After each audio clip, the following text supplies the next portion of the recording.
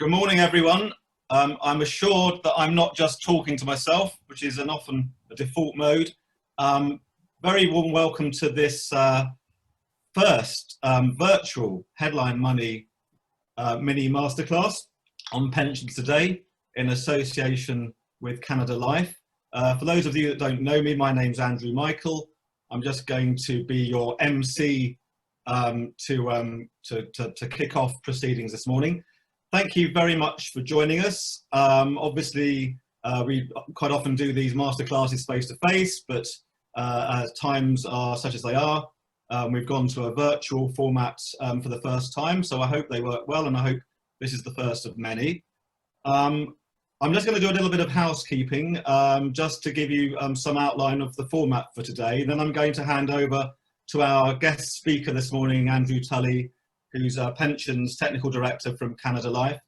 Let me outline what's going to happen. We're going to take about an hour, and we're going to let Andrew do his thing. Andrew's a regular commentator in the consumer and B2B press. Obviously, pensions, big old topic, so he's going to give you an in-depth guide this morning, sort of whistle-stop guide to all aspects of the UK's evolving pensions market, which I hope you'll find interesting and informative. Obviously, the presentation is one thing. We'll let Andrew do his thing, and then we'll invite questions from you. If you could wait for them, he'll take questions from you at the end of the presentation. But if you want to start asking questions, I think you have the ability to do so via this Zoom call, so we can see what's coming in. We'll make, obviously we've got a certain amount of time, and Andrew will do his best to answer as many questions as possible this morning. Any that go unanswered, we'll fire off to Canada Life for them to get back to you in the very near future, so nothing will go unanswered, even if we can't quite do it in the session time required. And as I say, if we could we'll do the questions at the end, because we're not face-to-face, and just doing things virtually is slightly different to sort of the usual sort of seminar sort of session. We've asked for you, I think Andrew's going to ask a couple of poll questions during his presentation, so if you can participate on those, that would be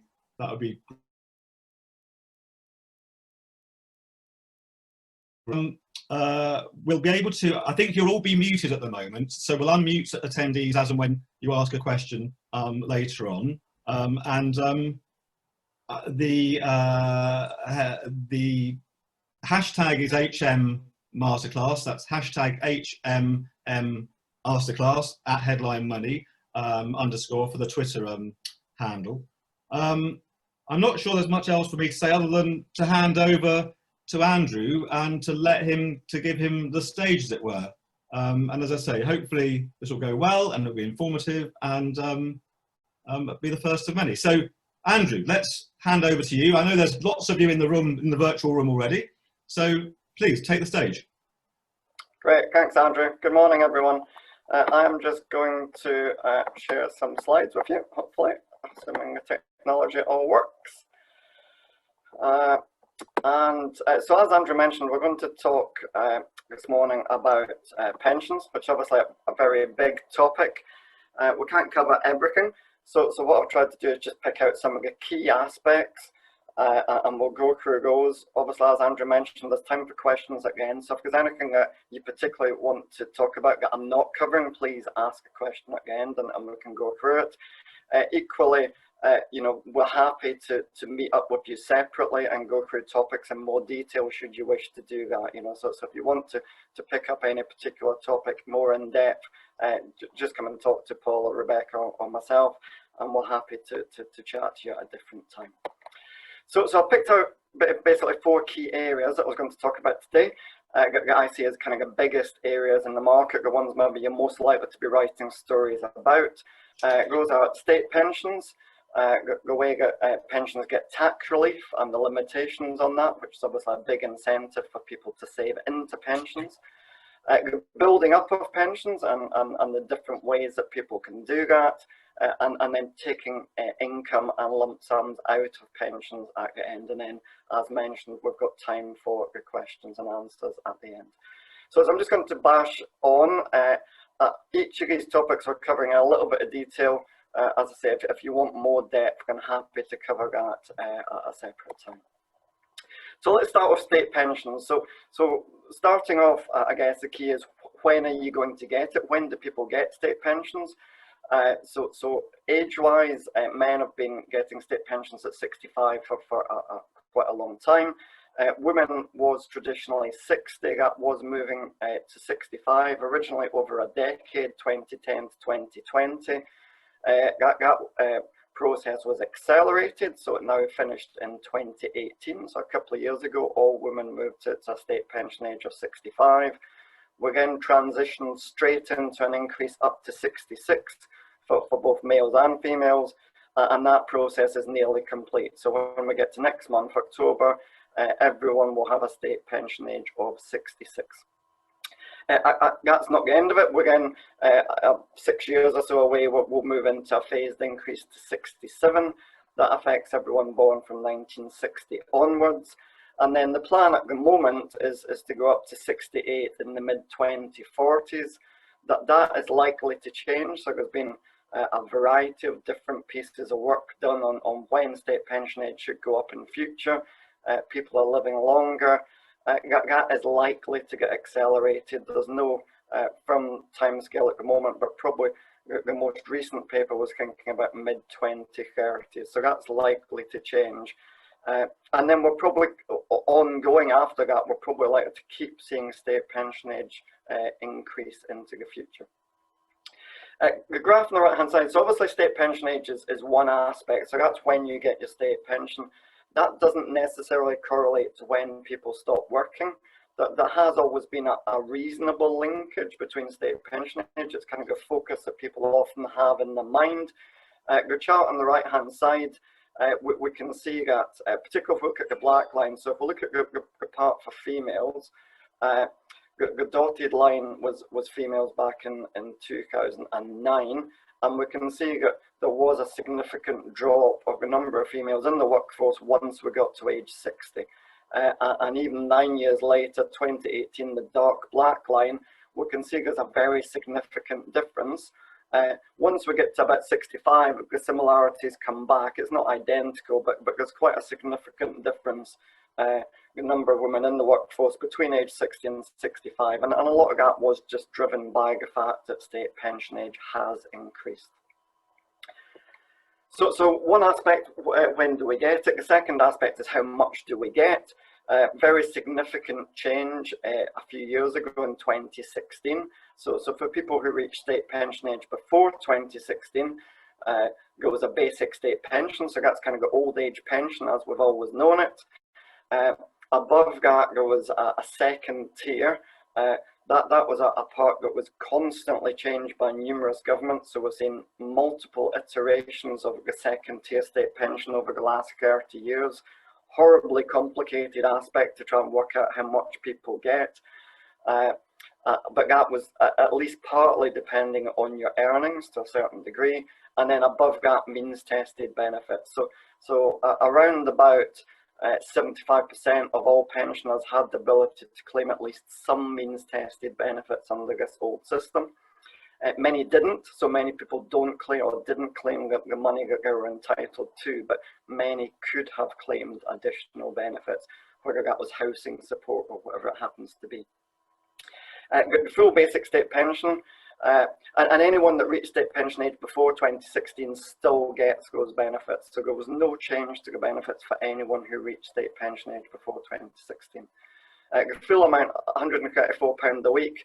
So it's decent, but it's certainly not a huge amount to live on week to week. You probably wouldn't want to live solely on the basic state pension. One of the poorest amounts in Europe, probably in purely monetary terms. You needed 30 years to get that full basic state pension. So you need to have worked and paid national insurance or been credited with national insurance to qualify for that full basic state pension. Once it's in payment or before it comes into payment, you can defer it. So if you get to age 66 and you're still working and you think, no, actually, maybe I don't want this money at the moment, you can defer it. The deferral rules before 2016 were very generous. By deferring, you got an extra 10% a year once it came into payment. So it was a very generous system, and you could take that deferred amount as a lump sum. So it was a very good option for people. You can also pause state pension, which is probably a little known aspect. So if you're in receipt of state pension, your circumstances change, maybe you have an inheritance or you go back to work or whatever it is, you can pause it, and again you'll get an additional benefit for pausing it. You can only do that once and then it restarts. And then each year the basic state pension goes up in line with the triple lock. So the triple lock is earnings, inflation, or 2.5%, whichever is the highest. So that's a very generous change. Historically, it used to be it went up in line with inflation. The triple lock came along to try and augment and give a better benefit in retirement. That's obviously quite an expensive pledge. For people reaching state pension age after 2016, we came up with a whole new system. The government came up with a whole new system, which is a single tier state pension. So rather than having basic state pension and earnings related, we just have one amount. The full amount's £175 a week. You now need 35 years, so that's a difference. 30 years previously, you now need 35 years to get the full amount. But at the moment we have a transition, so many of us would have worked before 2016 and worked after 2016. So anyone reaching state pension age now is an incredibly complicated situation. We'll look at benefits built up under the old situation. We'll look at benefits built up as if the new position's always been in force and people get the higher of the two amounts. So if you wanted to look at that in more detail, come and talk to us, and I'm happy to give you an example. Although, as I say, it is complicated.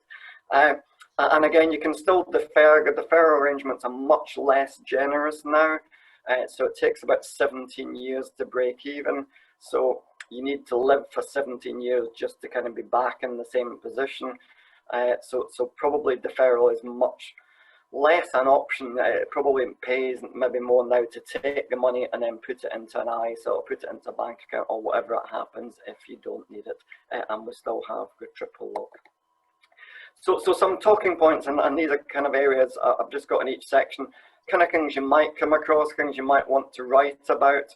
The triple lock is a big issue. It's a very expensive pledge by government. We've got a very short-term issue with the triple lock, and that's due to the furlough arrangements.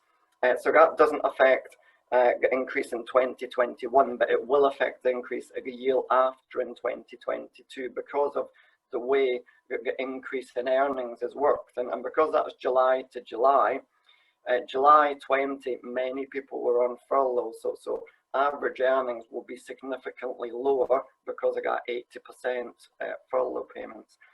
So when we come to look at it in 2022, the increase in earnings from 2020 to 2021 will probably be very significant, and that would mean a very significant increase to state pension. Now you might think that's a reasonable thing to do, you might think it's too expensive, but that's a short-term issue government will need to look at. And then longer term, there's a big affordability rule, affordability issue. Can we afford to keep paying this triple lock? Should we reduce the increases to state pension? So at this point, we've just got a quick poll just to get your views, to try and involve you. So hopefully that will be popping up on your screens to allow you to answer around whether you think, and this is what you believe should happen, not what you think will happen, but what you believe should happen. So do you think the triple lock should continue as it is, continue being very generous? Do you think the government should make a temporary change just because of the furlough rules? Do you think we need to make a permanent change? So the permanent change could be moving to earnings and inflation, a double lock. The change could be moving to inflation only, so back to what we effectively used to have. So if everyone can choose, that would be great, and then we can see what your answers are, hopefully in just a second. And I'm hoping the answers are just going to pop up. So while we're waiting on that happening, we've also got I've got big talking points around the state pension. We've got increases to state pension age. So that's what we talked through those a moment ago. That's going to continue to be a big issue. We've got waspy. So we saw women's pension age increased from 60 to 65 and then quite quickly to 66, because a big issue around communication. The communication of that was not great. There's been a whole number of court cases. The most recent one came out yesterday, so it's gone to the High Court. The High Court found against these women, so they said the government were entitled to do what they did.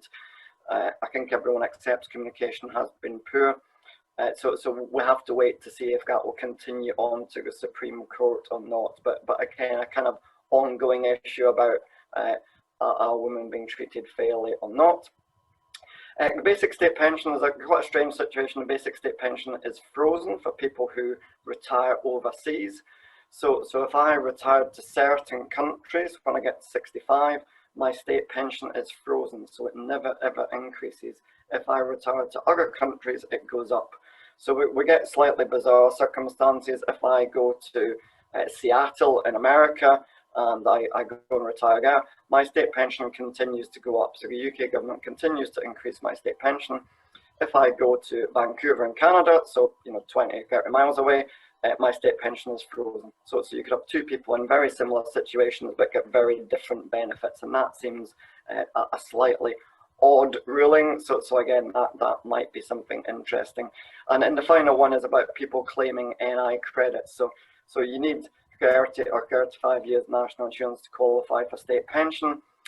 People can get credits if they're, for example, looking after young children, looking after elder relatives, and a bunch of other reasons.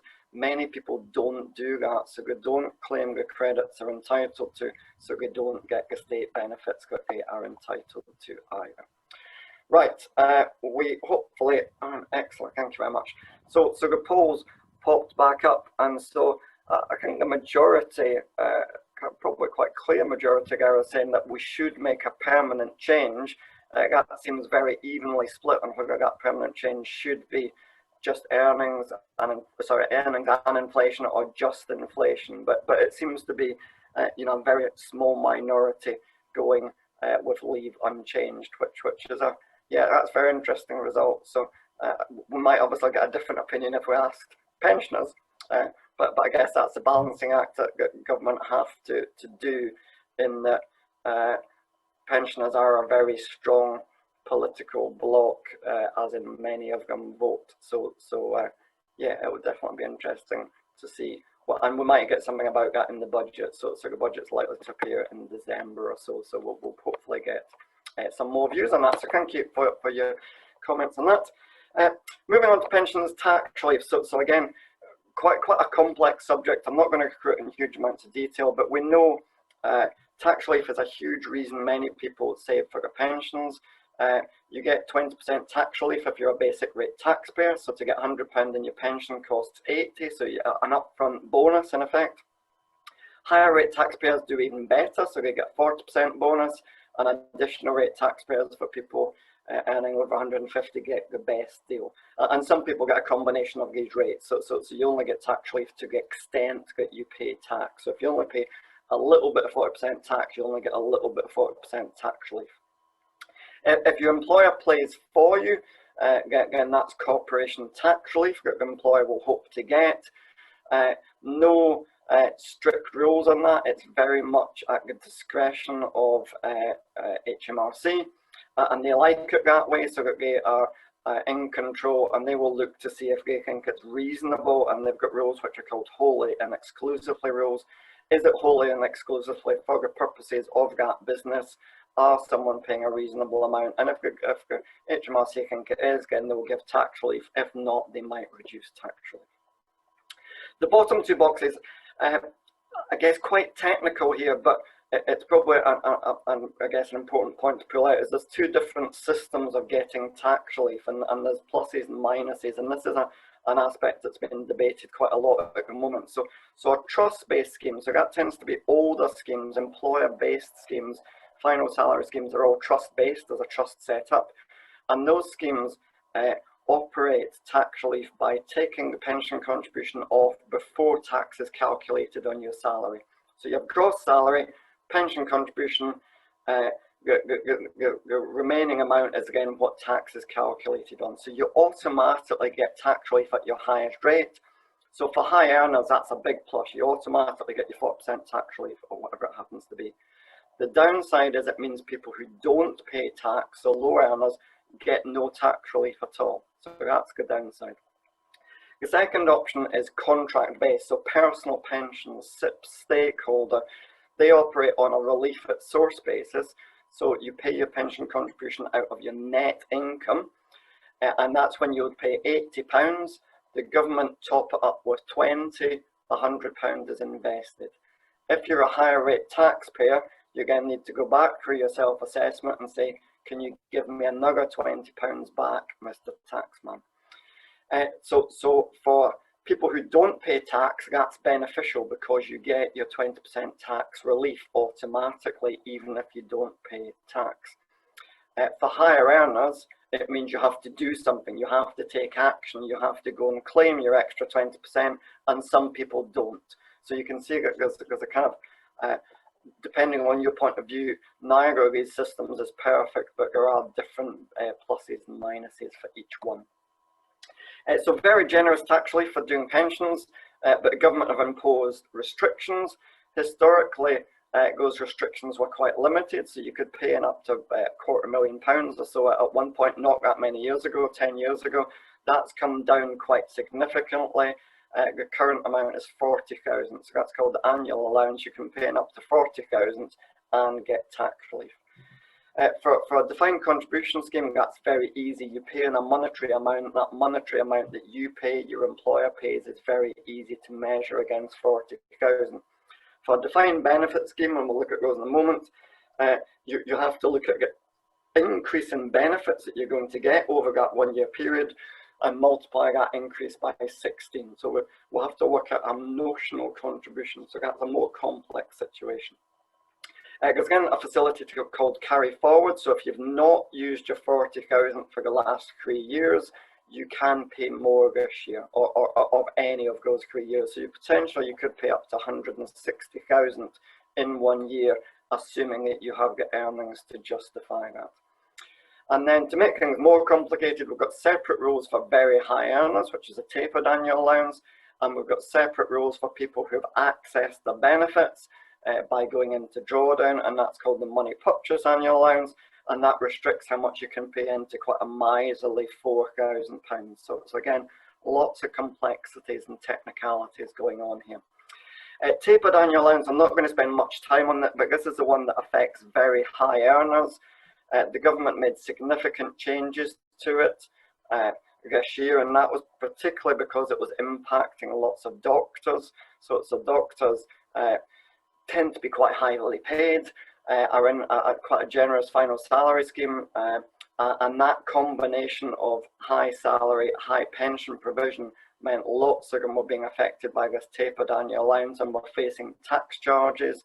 That was obviously unpalatable to people affected, but equally because of that, the government made changes. So they kicked the thresholds at which you were affected upwards. So originally, up to last year, it was incomes including pension of 150,000.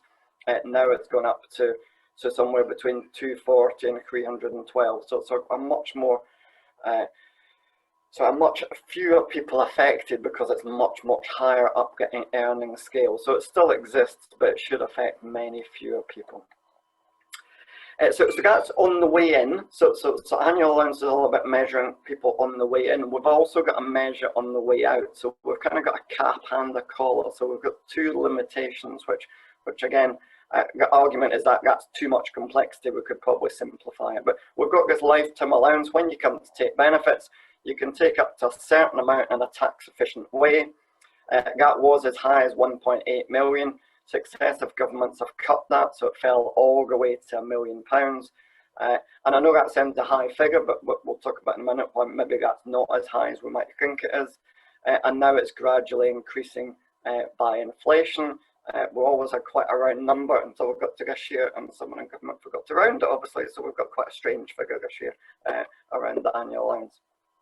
So the annual allowance, the lifetime allowance kicks in at when you come to take benefits. So the fact I've got a £2 million pension pot, which I don't, but if I had £2 million pension pot today, no impact at all. It's only when I come to take these benefits that potentially I have to take a tax charge. So we've got an example here, someone back in 2000, and it can be complex because people take benefits over different years, which is what the example here tries to show. So back in 2006, I crystallize, I take 150,000 as lump sum, as income, whatever it happens to be. I measure that against the lifetime allowance at that point in time, which was 1.5 million. I've used up 10%. So we always use a percentage basis, so because the lifetime allowance changes year to year. We get to 2010, Mike takes 450, annual allowance at that point is 1.8 million, so he's taken another 25%, so in total he's used 35%. If that percentage ever gets above 100, that's when people start paying a tax charge. That tax charge is quite penal, it can be up to 55%. There's a couple of different ways it works, but effectively a 55% tax charge, which is is a penal tax charge in anyone's book, I think.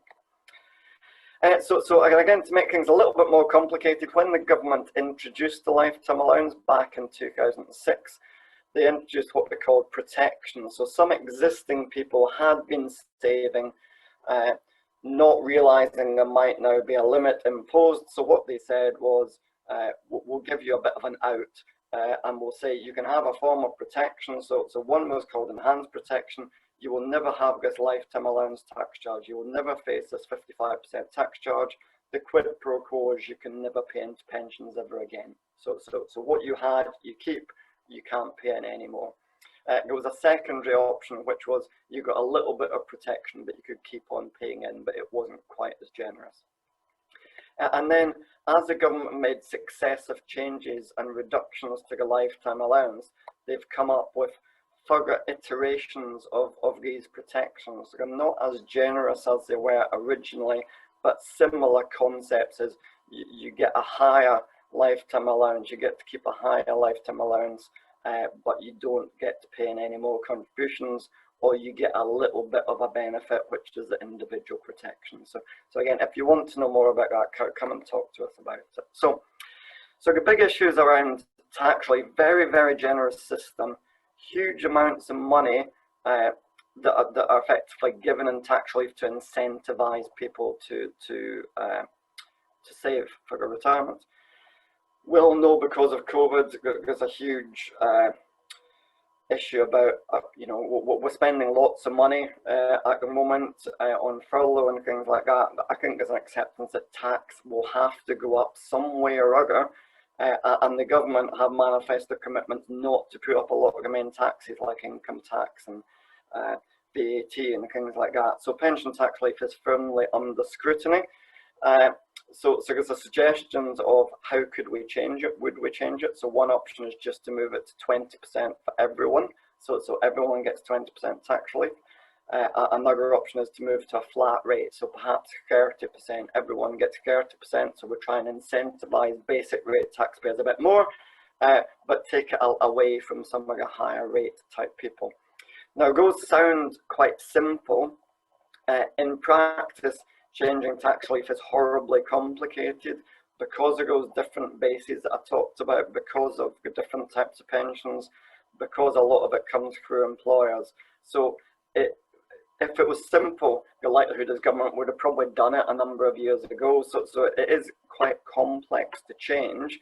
That's not to say it shouldn't be changed, but trying to, I guess, just trying to demonstrate it is quite a complex situation. It's not easy to do, and successive Treasury officials have probably tried to find ways to do this and run up to finding difficulties. So again, we've got another poll just for you here, just to get keen to get views. And this one will just change slightly, or I've changed slightly, which is, what do you think the government will do? So it's almost not what do you think, what do you think the government will do? We've got a budget coming up.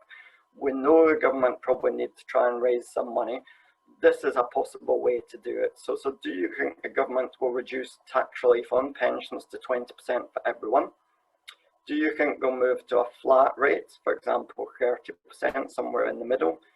Do you think they'll make no changes and just go, you know what, we'll do other things, we'll look at capital gains tax or whatever it happens to be? Or do you think they might do some tweaks around the edges? So one option might be to limit tax-free cash. We could reduce the annual allowance. We could do minor tweaks. So again, if you can vote on that and let us know your thoughts, that would be very good. Meanwhile, while you're doing that, I will continue. So other talking points, other things you might want to think about. We've got this lifetime allowance, this annual allowance. Do we need both? So could we simplify the whole system? Would that help people? It would undoubtedly help the pension industry. We spend a lot of time trying to communicate to clients these quite complex situations. To flag up, in a couple of weeks' time, we've got the latest.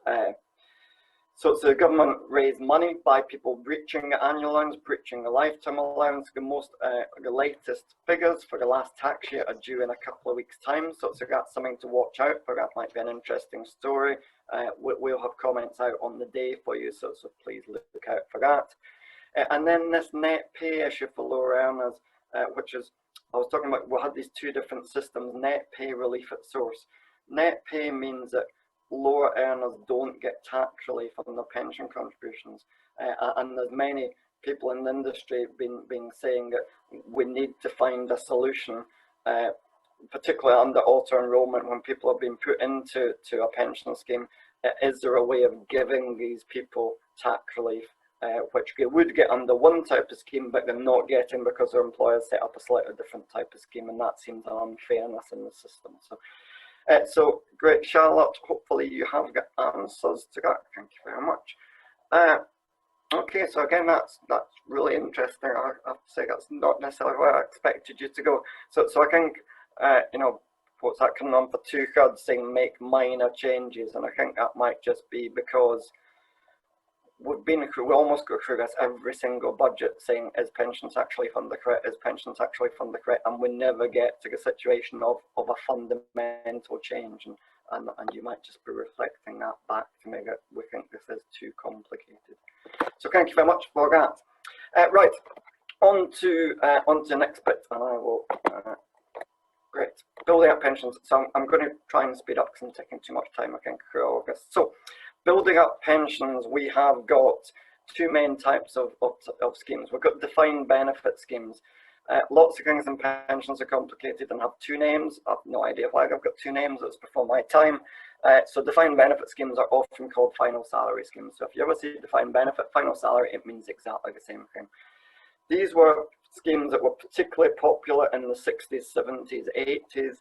It was a promise from your employer, when you get to retirement age, I will give you a certain level of benefit. It was generally based on how long you worked for that company and on your salary. It was often your final salary, which is where the name final salary came from. Sometimes it's an average salary. So the longer you work for the company, you could get very, very generous benefits. So the example on the other side, Helen worked for her company for 40 years. Her salary at the end was £60,000. The way most of these schemes worked is you got 40/60ths, so you got 1/60th for each year you worked for a company. 40/60ths of 60,000, 2/3. She got a pension of 40,000 a year for the rest of her life. Very, very generous. That 40,000 generally went up with inflation. It would have attaching benefits for her husband or partner or whatever it happened to be.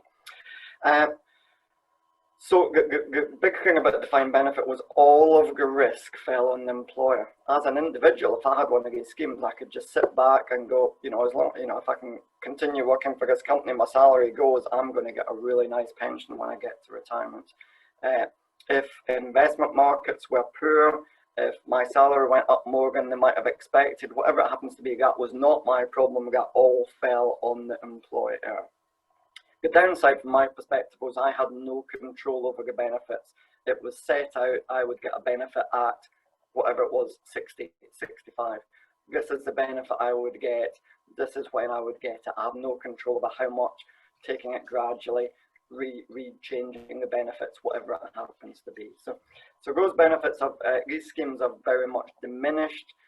Certainly for people actively, lots of people have benefits built up from years ago. Very few have them actively in payment, apart from public sector. So we have teachers, NHS, police, fire. they all still have defined benefit schemes. But even in those, we're beginning to see, for example, moves to average salary. We're beginning to see the age at which benefits come into payment go up, and again, that's a reflection that these are incredibly expensive type schemes. So the more normal scheme that we have now for most people is defined contribution. The employer and the employee pay in a certain level of money, so it might be 5% of salary or whatever it happens to be. That goes into a pot, that pot is invested, and all of your risks then fall on the individual. So the employer says, I'm paying in 5%, that's it, end of the day, I know what my outlay is. The individual again takes on all the risks. What's that going to grow to? What do I do with it when I get to retirement? How do I turn that into an income? What charges do I pay? All these kind of things, all the risks now fall on the individual in that situation. Participation in workplace schemes, I'm probably just going to focus on two lines. So the second line from the top is defined benefit participation in the UK.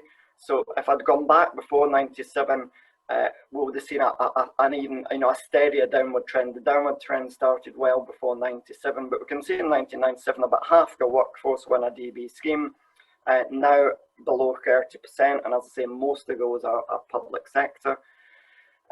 If we look at the top line, which is total pension, so any pension saving at all, we can see it was fairly stable, actually falling slightly from 97 up to 2012.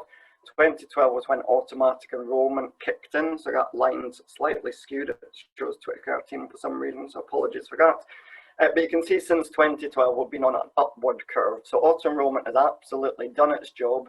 It's got more people saving, maybe not massive amounts, but it's definitely got more people into the savings environment, more people for whom their employer is saving money. So what we do have is we've got a couple of things. We've got a big differential between public sector and private sector. So the private sector pension participation are the two bottom lines there. Female lagging behind male reasonably significantly, and that's not really changing despite auto enrollment. That's not really changing. So females, as well as getting poorer salaries on average, are definitely getting poorer pensions on average as well, despite auto enrollment.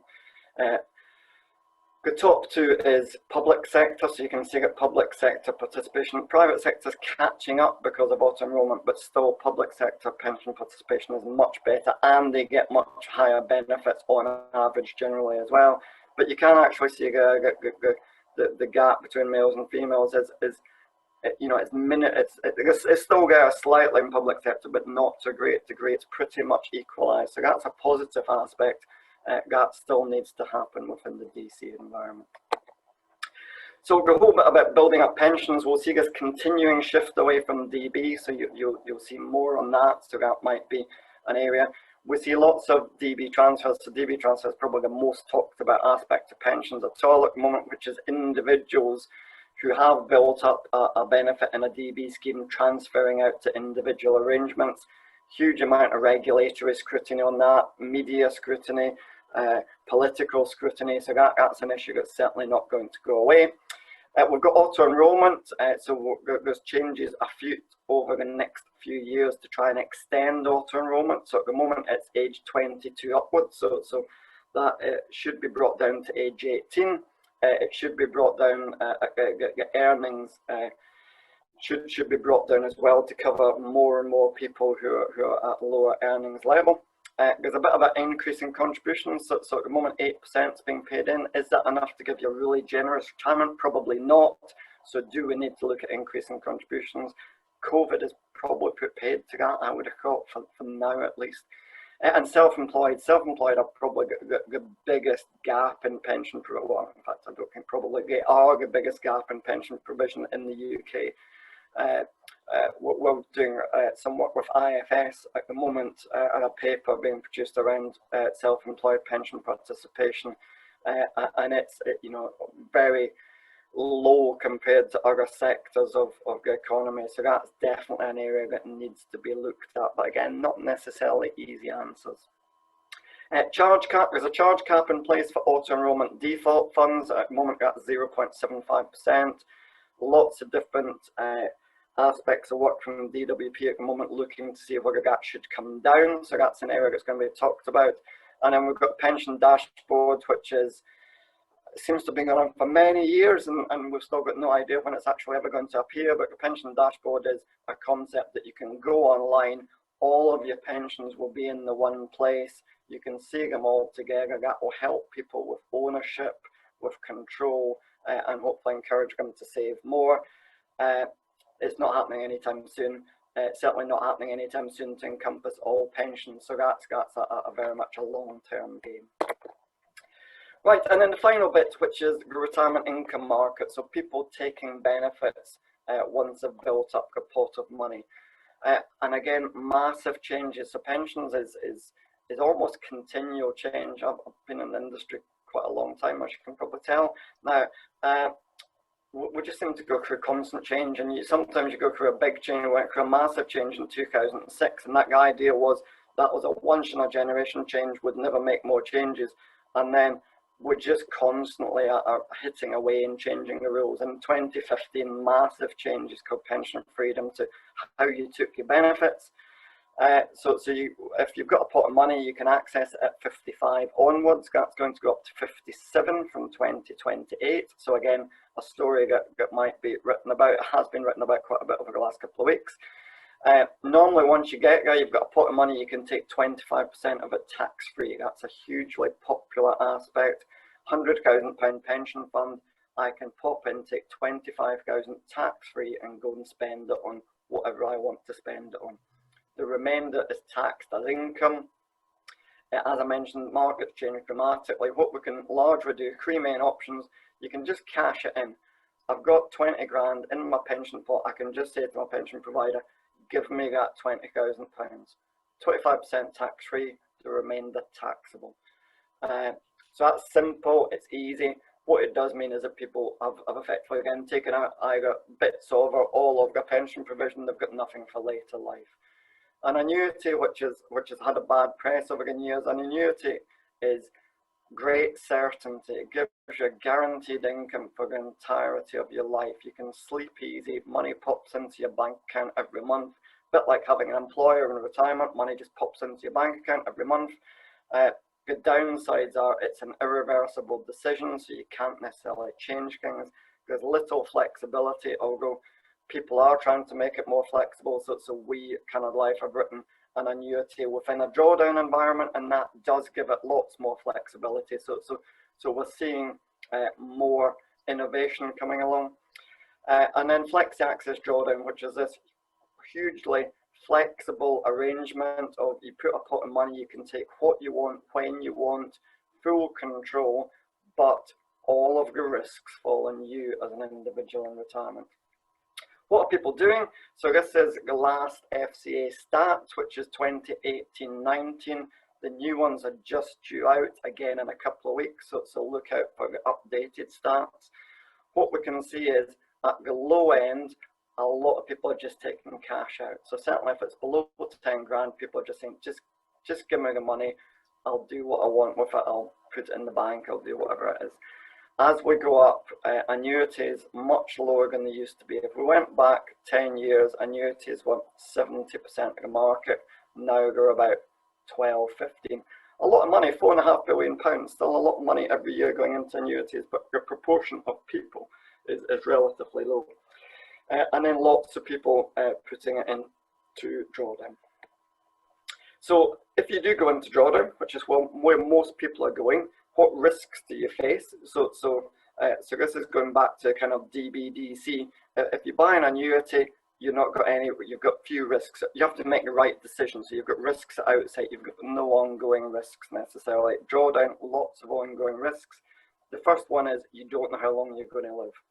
And people constantly underestimate how long they're going to live.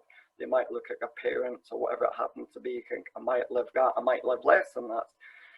You ask anyone how long they're going to live, and I can probably guarantee it won't go up to that average life expectancy. So a female 65, average life expectancy is 87. 1 in 4 chance of getting to 94. So it's a decent chance of getting well into your 90s. So when you're trying to work out how long your pot's going to last, how much you can take out each year, how long you're going to live is a huge impact on that. But averages only obviously show one thing, which is an average. It's not going to be right for anyone. So it's trying to take into account, where you live, your health and lifestyle, all that kind of stuff. Very simple example there, picking out London. People who live in Kensington, average, I guess as a male, average life expectancy 22.5. 14 miles away in Barking, average life expectancy 17.5. So you can just see 14 miles across London, 5-year differential in life expectancy. We could do that anywhere. I could have done that in Liverpool, Glasgow, wherever. There's huge differences in life expectancy across the UK. Investment risk. So if you're in drawdown, you have to invest your pension pot in retirement. So where you invest it is a key thing. If we look at that kind of green bar, 60-40, that's probably a lot of people kind of put it in a kind of managed fund, a bit in equities, a bit in bonds. So historically is the little diamond up above. So the diamond might be over the last 20 years or so, you might expect 10-11% a year as an investment return. What Vanguard, these are all Vanguard figures, but Vanguard are one of the biggest asset managers in the world. Vanguard are saying somewhere they expect you maybe to get 3 to 6% now. So investment returns, they think over the next 10 years, substantially lower than they have been historically. So if you're investing this pot, you might not get as much as you think you're going to get. And then all that pulls into how much can you safely take out each year. And this is probably the most perplexing question in pensions, is how much can you take out safely? That's, you speak to different people, you'll get a different thing. A lot of people maybe say 4%, 4% might be reasonable. Some people might say 3%. What we can see from the FCA stats that came out is lots and lots of people are taking out 8% and above, and that is very, very unlikely to be sustainable. So you're either going to run out of money, or you're going to have to significantly reduce what you're taking out of your pension later in life. So we seem to be stirring up a bit of an issue here. So pension freedom has been hugely successful, but there's definitely some bits around the edges that are maybe not working as we would like them to do so. And then inflation, it's easy to forget about inflation, but people going into retirement, some do. So annuities maybe used to go up a bit. Drawdown, you kind of have to factor in, it's not just taking out 10 grand every year. If you live, 20, 30 years, that 10 grand can be 28. You need to buy the same things as 10. So people need to factor in inflation as well. So lots of risks going on. Right, and then the very final bit is death benefits. So obviously, unfortunately, people die. Pensions are useful for that. So employers might run life assurance schemes that traditionally was part of pension. It tends to be outside of a pension now. So they might pay 2 times your salary, 4 times your salary to your family. The pension pot is usually getting paid out as a fund value. The individual scheme, so the scheme trustees would decide who that was paid to, although people can say, well, I'd like it to be paid to my kids or my partner or whatever it happens to be. But because of that discretion, it means it's not normally liable to inheritance tax. So again, a very tax efficient situation. Some of the issues we have is people have sometimes don't complete this expression of wish, this pension will type of thing. We just did some research on that and I've just released it. So if you want that, get in touch and we can give you those figures. IHT can be levied in a few situations. So it's generally not, but it can be. There was a recent court case called Stavely. Again, I'm not going to go into it here, but if you wanted to talk about that, very happy to do so. Generally, from a tax point of view, if you die under 75, benefits are paid out to family either lump sum or income tax free. If you die over 75, your recipient has to pay income tax on it. So again, we've got a big watershed divide between before and after age 75. So talking points there, big issues around sustainability of income. How much can people live on? How much can they reasonably and safely take out? while we talked about annuity and drawdown, blends of the two are very much, in my view, the way to go. A bit of each can work very well for people, and that historically has not been done. It's been one end of the spectrum or the other end. Using both together may work. Scams is a big issue falling out of pension freedom. So pension freedom gave people much more control. Unfortunately, opened the door very much for people to try and get hold of that money. So we've seen a big increase in scams. Again, we've just done a release on that with some research in it. So talk to us.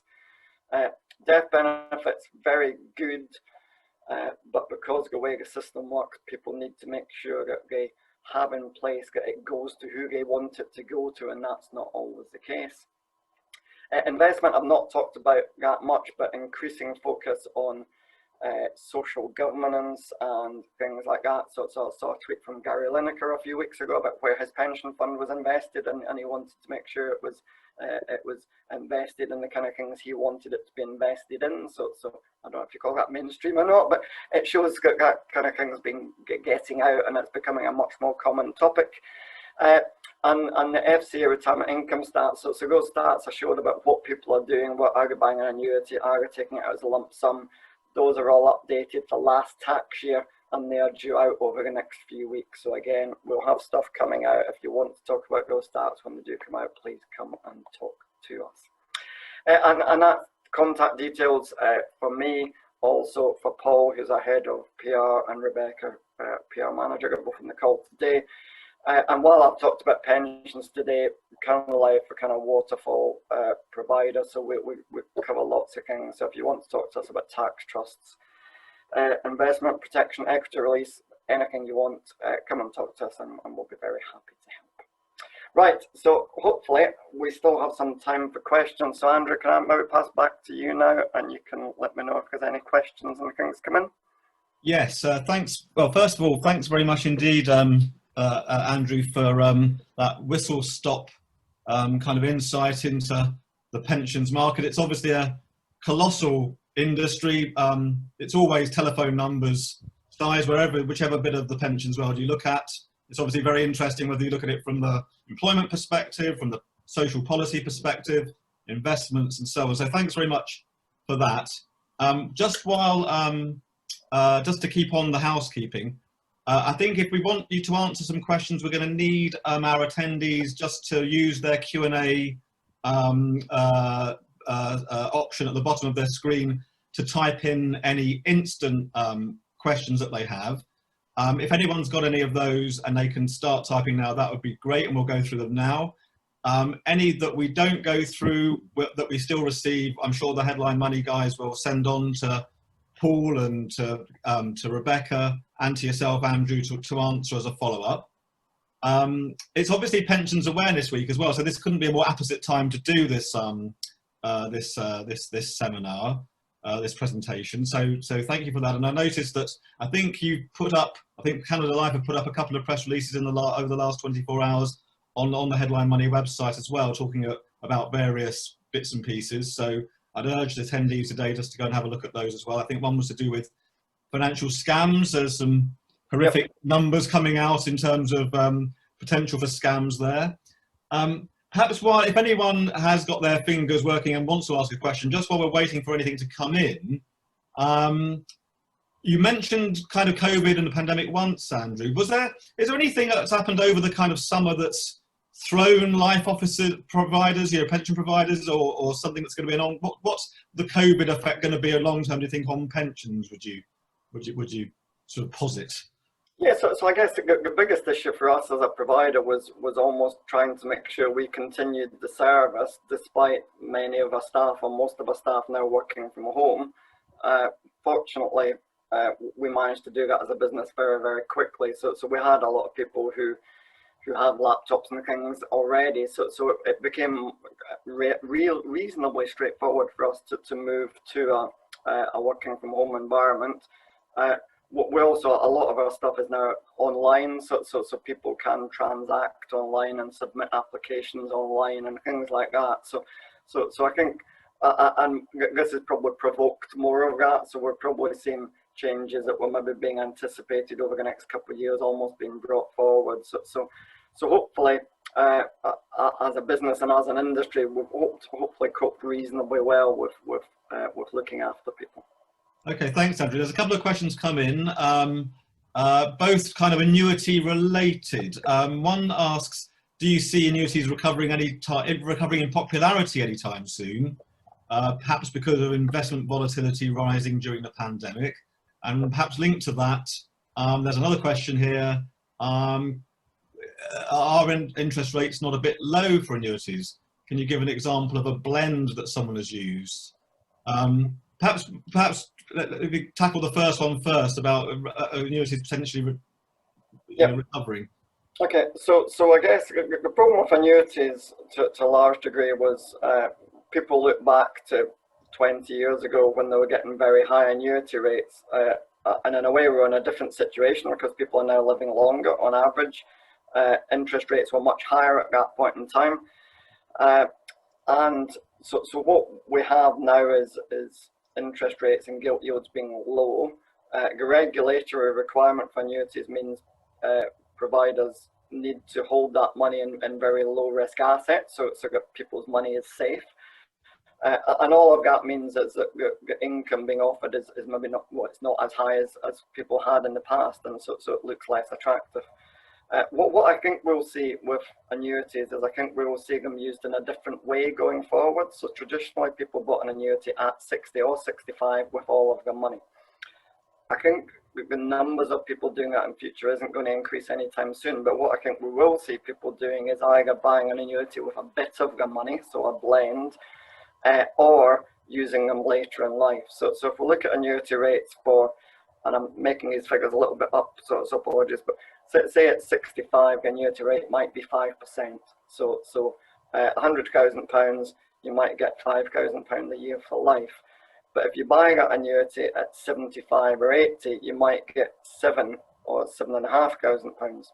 So buying an annuity later in life, you get a much better deal. So what I expect in some ways is that people might go into income drawdown for a period of time as they're gradually easing out of work, and we know people are working longer and maybe going into part-time work, but then buy at least some annuity later in life, and that might give them that element of certainty. So if you have a state benefit, a little bit of an annuity on top of that to take them up to, you know, whatever you think is reasonable, £1,000 a month guaranteed now, because I've got my state pension, I've got a bit of an annuity, and then I've got a pot of money in addition to that, and I can pop into that pot of money. So I think we'll see annuities used differently than they used to be.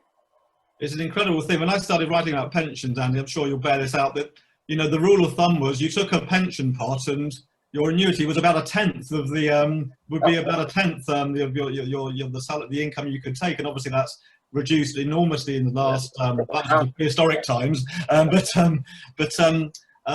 that's how the market has changed in sort of 20, 25 years. And we've got a question here about perhaps, Andrew, would you perhaps care to share your own predictions for what the government might do, both on triple lock, the triple lock and tax relief? Any forecasts from life? So I think pension tax relief, I think they are just, the government are finding it incredibly difficult, and I've spoken to Treasury officials in the past, and they've basically bluntly said they would have liked to have done this a few years ago, but they've just not found a way to do it that is simple and easy to administer. So while there's a big focus on maybe moving tax relief, it's a massive job, and whether they can take the time to do that with Brexit and with COVID and things like that is perhaps not, now is not the time to be doing that. So I think, going back to what everyone else said, I think some tweaks are probably the much more likely way to go. So we might see changes to annual allowance, we might see changes to tax-free cash. So I think they'll do some of the easier things to do, and then look at things like capital gains tax and other areas to try and raise some money. Also, just to say, everyone, that there's one or two questions here about whether the slides will be made available. They'll be fired over to you on either on request or as a result of you tuning into this call. So no worries on that front. Headline Money will sort that out for you. Someone has asked, does it make more sense, financial sense, to consolidate your pension pots if you have more than one? Yeah, so as always with pensions, it's not an easy answer, but generally yes. So generally it's better to have them in one place because you're likely to get lower charges, because most people charge less the more you have with them. And then you can invest it and you have it all in one place and you only have to speak to one company, and so it's much easier.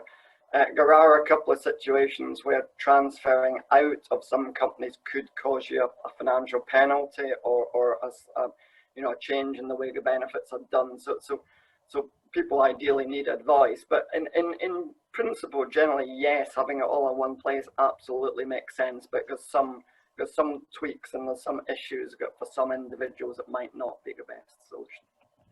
And thank you. And another question in terms of how drawdown may have been affected by COVID and recent events. Have you, perhaps from your customers' point of view, have you seen any differences in the last 6 months? Yeah, but strangely, well, we've seen fewer people going into drawdown. So people largely seem to have, in a way, not been making big decisions. So I guess if they were building pensions up, they're still building pensions up. If they were taking an income out of drawdown, they're still taking an income out of drawdown.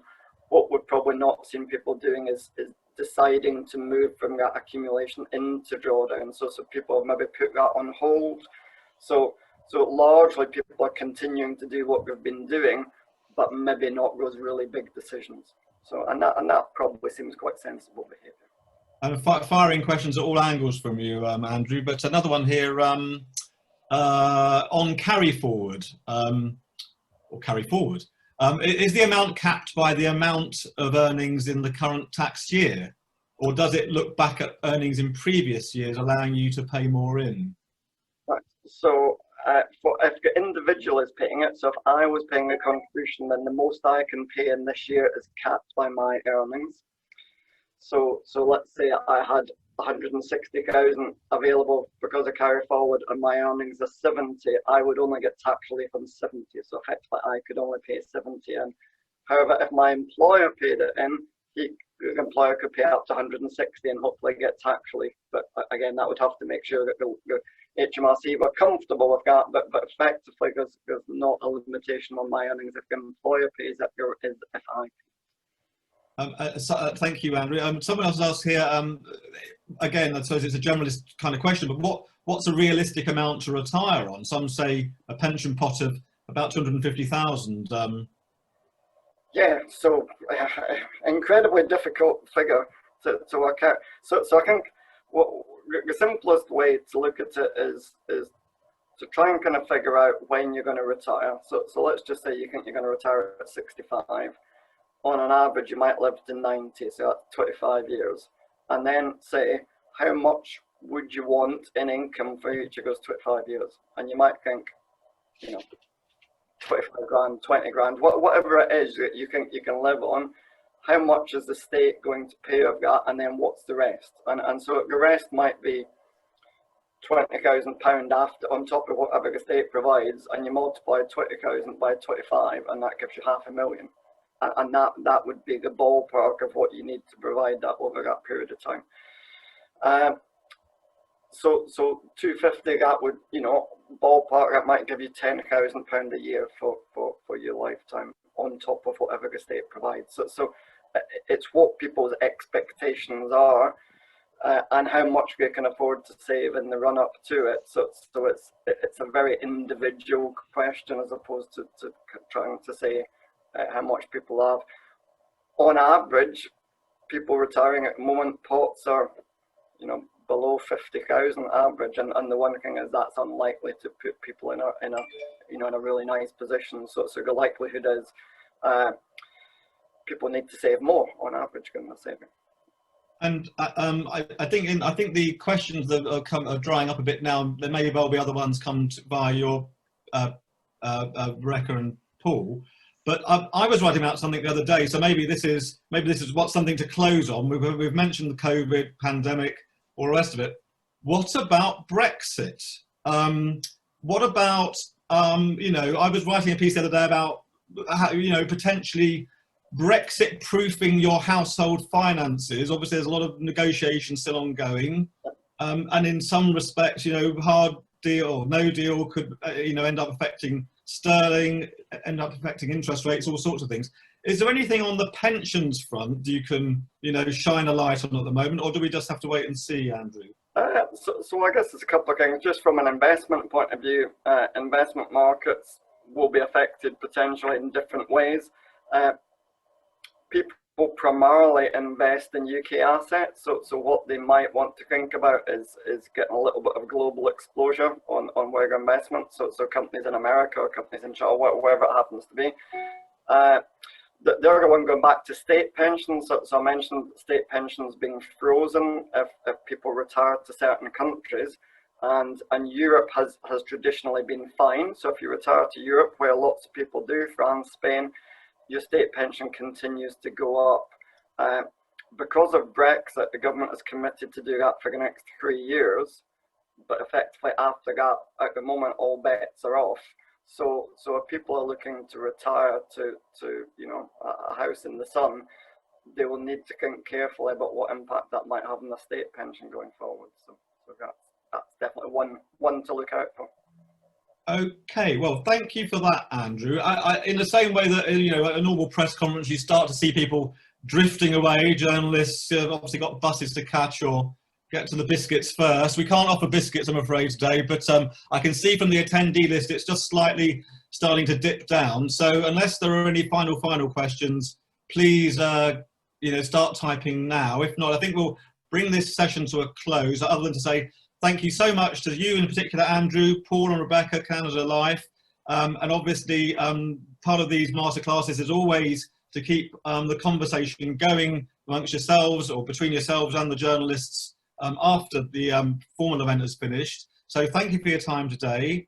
And any more questions, I'm sure you'll be happy to answer off screen, if not now.